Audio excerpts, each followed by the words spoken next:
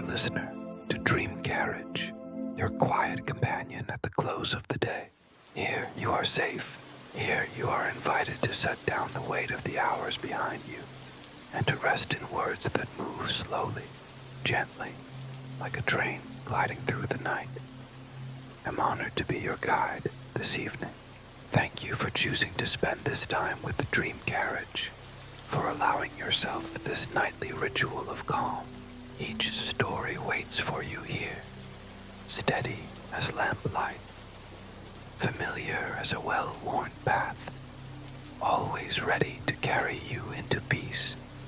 Together, we will step into a world shaped not by urgency, but by stillness, a world where sounds soften, light deepens, and every detail is meant to ease your breath and quiet your mind.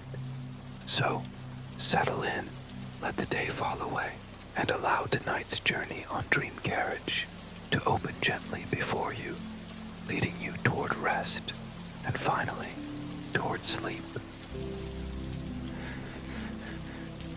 Jack sighed and watched his warm breath turn to white mist before him. It clouded his vision for a moment, and he stood there watching it fade away into the air. High above him, the moon shone brightly, illuminating the world below.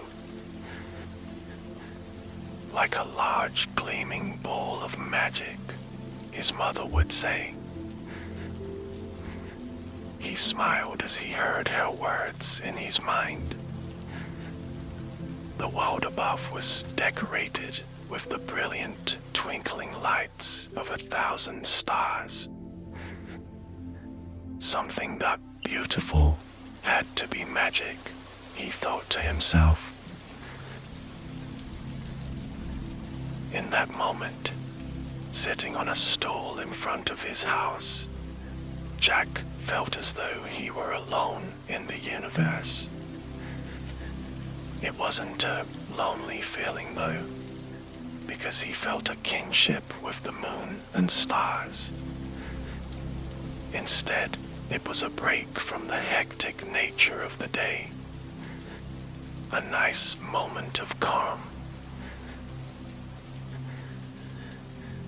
The world around him was silent, apart from the gentle chirping of the evening crickets that echoed in the grass.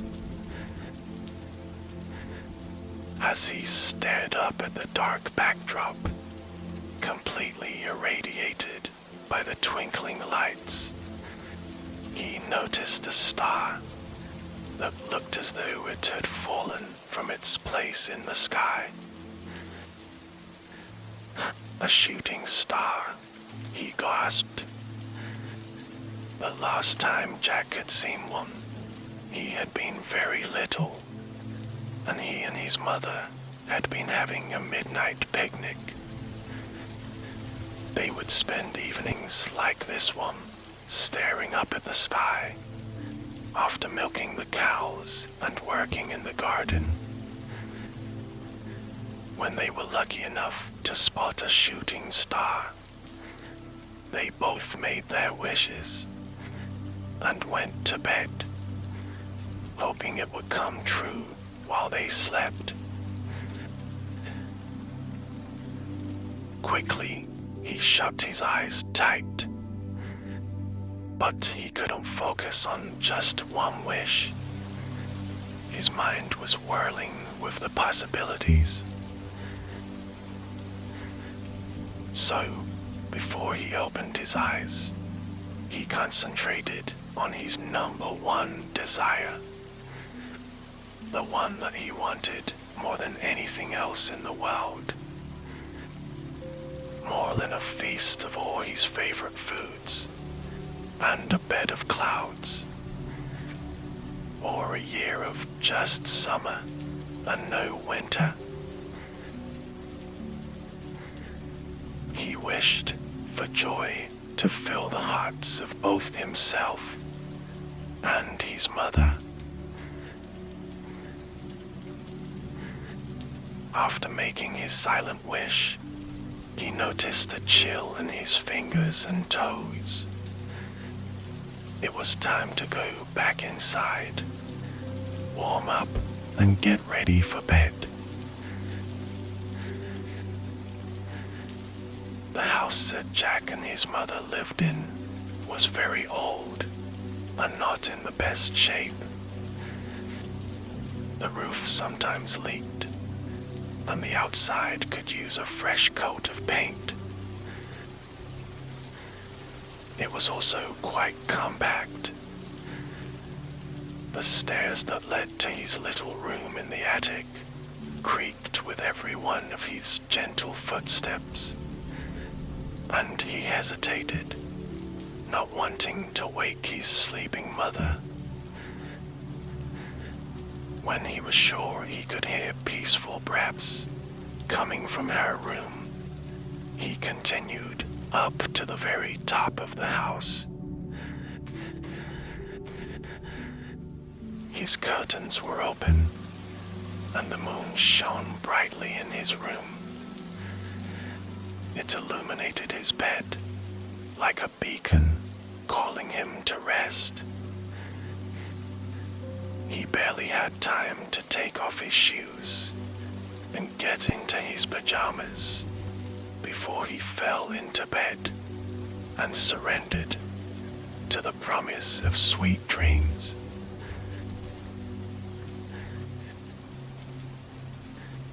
The next morning, Jack awoke before his mother, so he decided he'd collect some eggs and then make her a special breakfast. Their old chicken didn't lay eggs often, so Jack hoped, as he pulled on his shoes, that she had a treat for him that morning. Outside, the world had come alive. The quiet nighttime universe had disappeared, and now there were birds singing their morning songs. Horses could be heard trotting along the path, not too far from his house, with humans sitting atop them, going about their daily business. The world bustled with activity and danced with color, too. These early spring days sparkled with a vibrance Jack had missed. Sunlight brightened the garden. It showed off the promise of budding flowers blooming within the green grass that, just a month ago, had been covered in a blanket of snow. Pausing for a moment, Jack took a deep breath. He looked around with wide eyes, drinking in the change. The morning air nipped at his cheeks and nose and turned them red.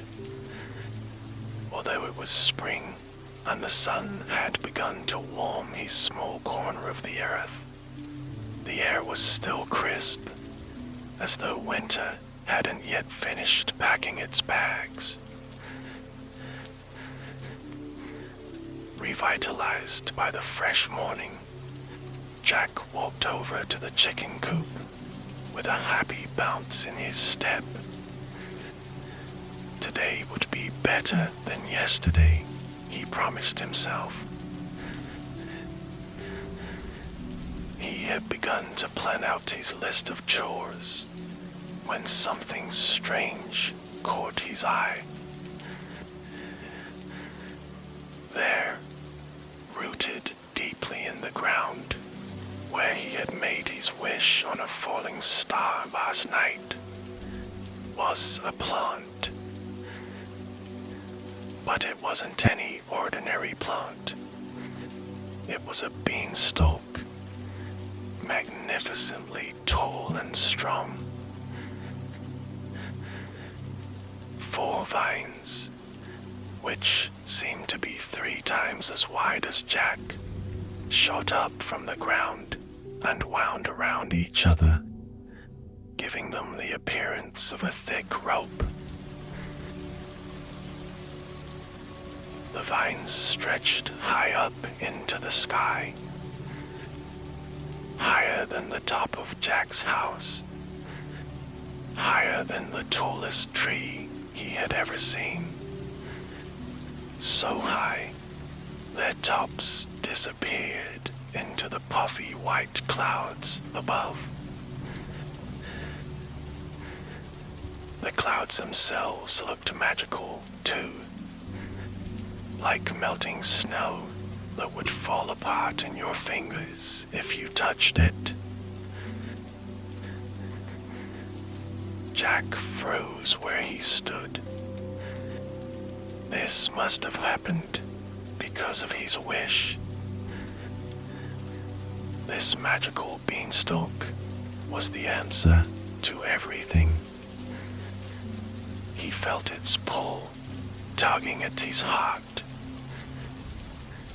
Whatever lay beyond the clouds was calling to him. Like a magnet, Jack was drawn to the beanstalk. All thoughts of collecting eggs for breakfast were quickly forgotten.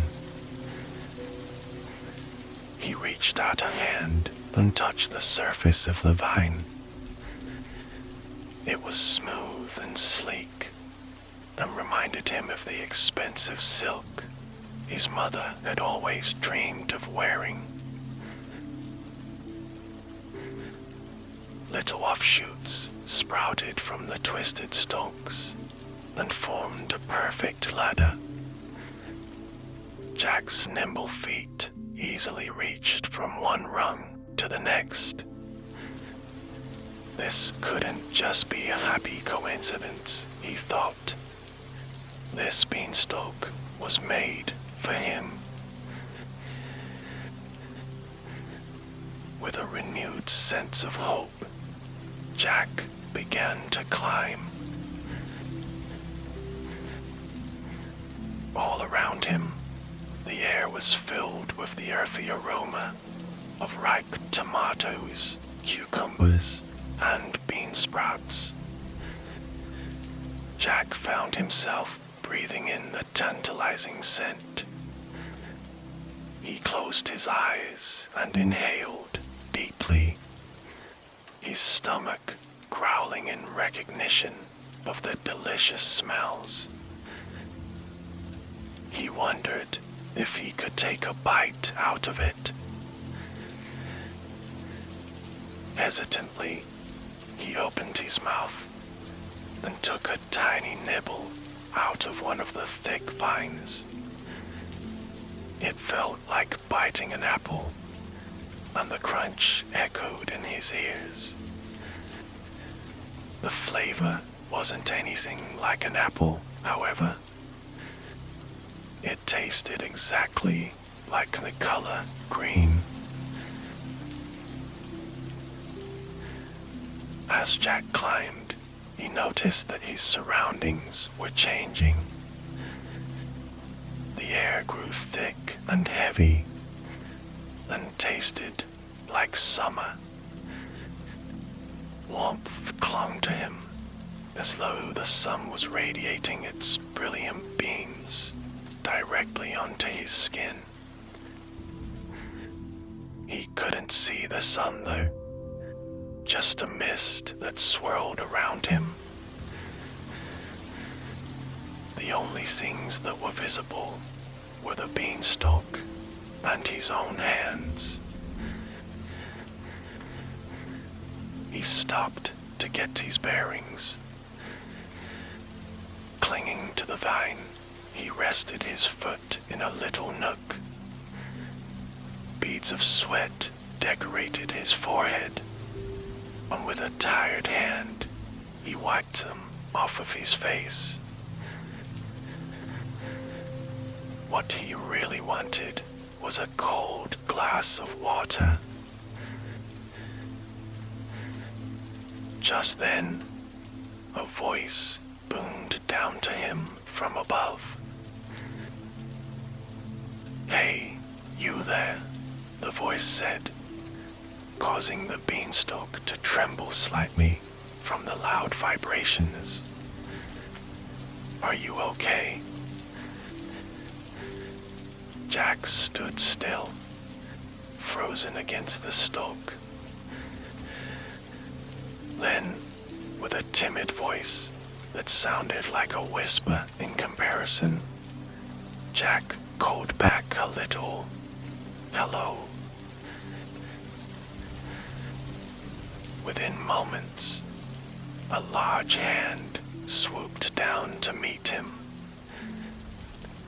The hand was huge, bigger than a horse and carriage. Jack stared at it. "Hop on," the voice boomed. Jack paused for a moment, and then, finding his courage, he leapt into the palm. Gently, it carried him up the beanstalk, and past the great big leaves that hung near the top. For the first time since he had begun to climb, Jack allowed himself to look down. He saw nothing. The world below him had completely disappeared beneath a curtain of mist. It was just Jack, the beanstalk, and the very large hand. Here in this strange new world, his mind drifted to his mother. He imagined her still tucked up in bed, and he hoped that she was comfortable. Finally, the hand stopped moving. It placed Jack down on solid ground. Looking up, he found himself standing before the largest man he had ever seen in his life. "You're a giant," Jack whispered. He had heard tales of them before, when he was much younger, about how humans and giants had once lived peacefully together on the ground. But one day, the giants started to grow taller and taller, and soon they were so big, they accidentally stepped on things they shouldn't have. Everything had become too small for them, so they gathered up their things and moved to a faraway land. No one knew exactly where they went, just that the humans had a lot of cleaning up to do once they were gone. Now, Jack saw the stories were true. Giants did exist, and were very large indeed. "Hello," the giant bellowed, giving Jack a friendly smile. The power of his voice made Jack fall backwards onto a pile of straw. "Oh, I'm sorry," said the giant, dropping his voice to a whisper. "I haven't been around a human in so long." His large green eyes peered down at Jack, the way Jack might look at a cricket he had caught in his garden, curious and intrigued. The pair stared at each other for a long while. before the giant whispered once more. "How did you find the beanstalk?" he asked. Jack shrugged. "I made a wish on a shooting star," he said. Behind the giant stood an enormous white castle. It looked old and not very well kept.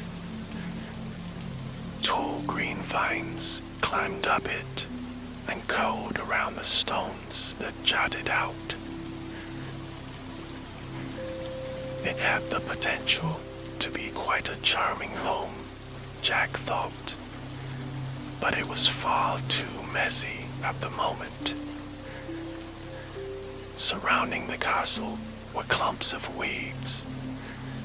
Some of them were taller than Jack, and he was sure that if he were to go wandering around them, he would get lost.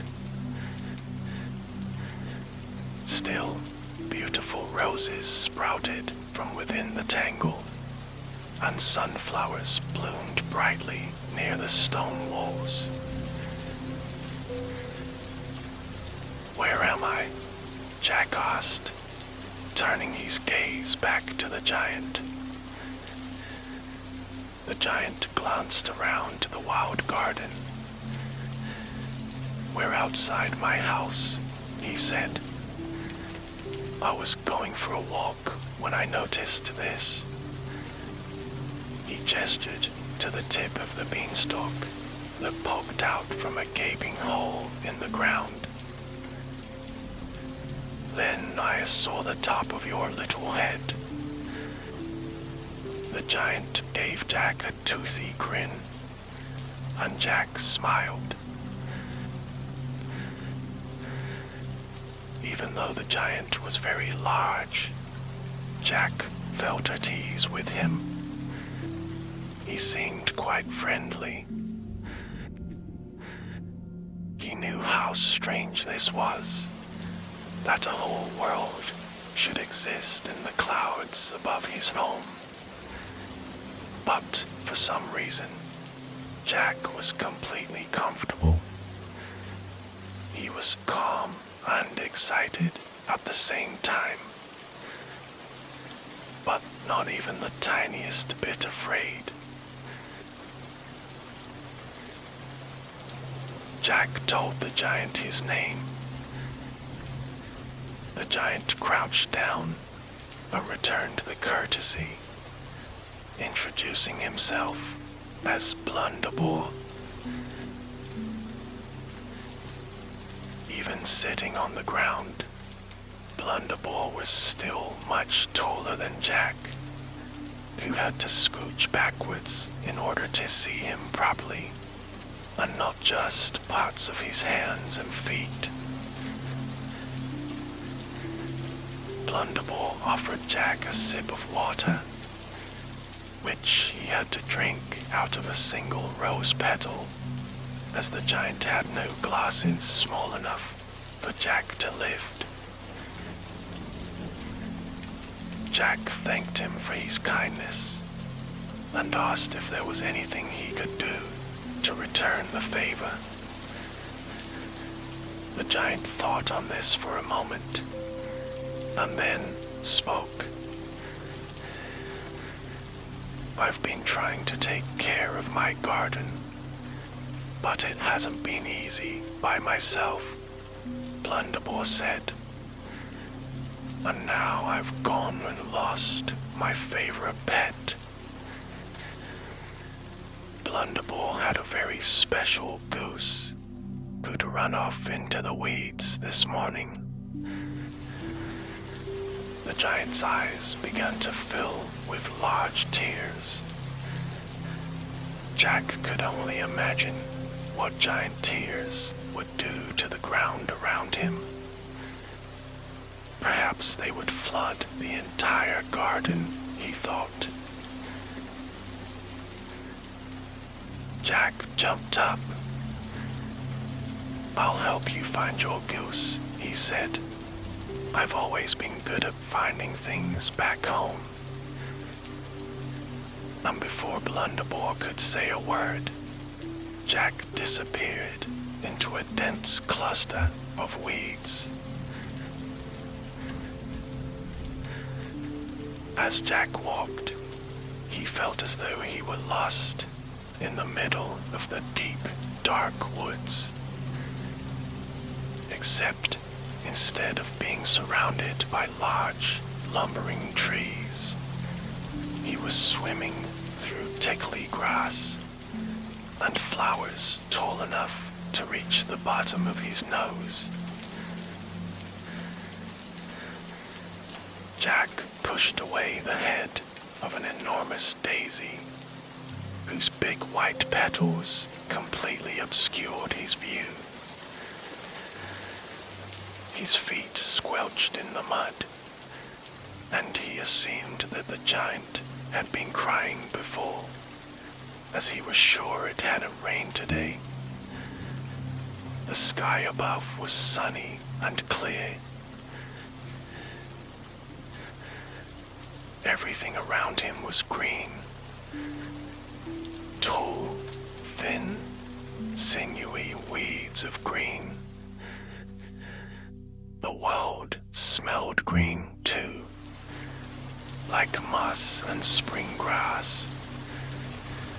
He felt as though the earth had swallowed him up, and now he was part of the elements. He was just like a blade of grass, but with legs and hands. Now that Jack was in the middle of the weeds, he wasn't sure where to go. He closed his eyes and took a deep breath. Then he heard his mother's words of advice in his head. When in doubt, listen to the wind, she always told him. So that's what he did. With his eyes still closed, Jack reached out his hand and allowed the weeds to brush the tips of his palms. They tickled him softly, as though welcoming him to their little world. He felt the direction they swayed. Smiling, he started to walk. He wasn't sure exactly where he was heading, but his heart seemed to know the way. It felt like when he'd climbed the Beanstalk.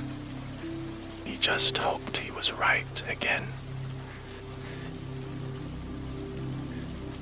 As Jack walked with his eyes closed, the grass seemed eager to embrace him. On either side, the blades bent around his body. Overgrown flowers gave him shade when the sun got a little too bright. From time to time, he was dusted with the yellow pollen nestled in the center of the flowers. It made him smile and wrinkle his nose. He always sneezed when this happened, but he enjoyed the sweet aroma they gave off. It reminded him of his mother and the flowers she loved to grow in her garden. Little leaves that sprouted from their stems brushed against his knees, and he had to gently push them out of the way as he walked. All of a sudden, something big blocked Jack's path. Oof, he gasped, opening his eyes. There, in the middle of the grass, was what looked to be a huge golden egg. Jack bent down and touched the shell with his fingertip, as if expecting something to pop out of it. It was far smoother than the eggs laid by his old hen back home. It shined when the sunlight hit it. Something told Jack that whatever had laid this golden egg must be close by. Sure enough, when Jack looked up, he saw a narrow path stumped out ahead. The grass had been squashed down to the ground by something with wide, flat feet. Excited, Jack took off running, eager to find the animal that had laid such a beautiful egg. It wasn't long before Jack spotted her. She stood roughly the same height as him. Her thin, white neck reminded him of the ostrich he had seen once at a fair. She had big brown eyes and a long orange beak that she used to peck at the ground, searching for a snack. Hesitantly, Jack approached her. He held his arms out and spoke to her softly. But she wasn't afraid of him.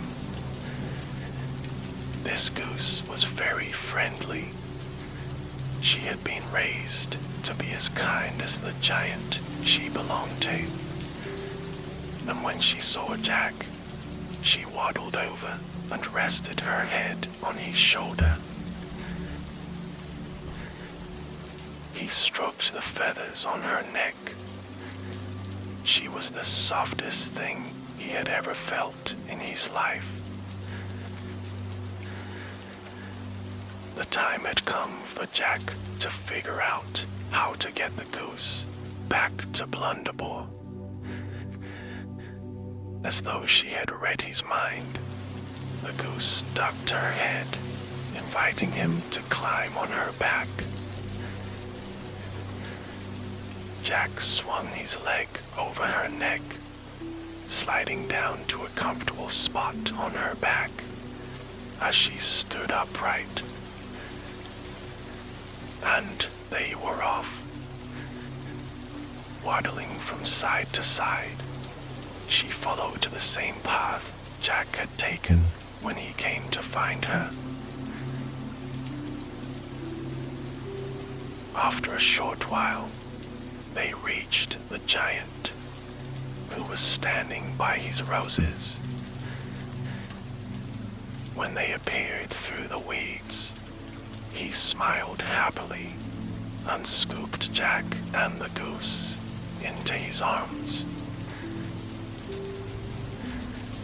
"I don't know how to thank you," Blunderbore said.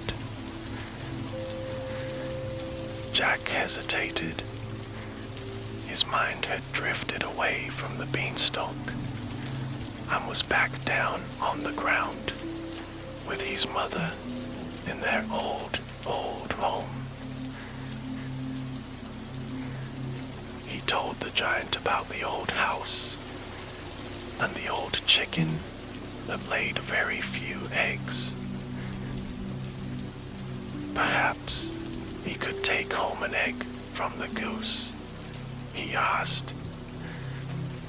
That would be more than enough. But before Jack could finish his question, the giant clapped his hands. "You must come and live with me," he said. "It's been so lonely here by myself." At first, the idea sent Jack's mind reeling. Live with a giant in a world where daisies were the same height as him. But then Jack thought about it. He thought about his mother, and he looked around. She would love this garden. They'd always have a strong roof over their heads, and plenty of eggs for breakfast. Blunderbore made a promise to Jack that he and his mother would never be hungry or cold again. They would sleep on the softest beds and could grow whatever they wanted in the garden. And the giant would always have someone to talk to. So, that's what Jack and his mother did. And they all lived happily ever after, up the Beanstalk, where Jack's wish upon a shooting star came true.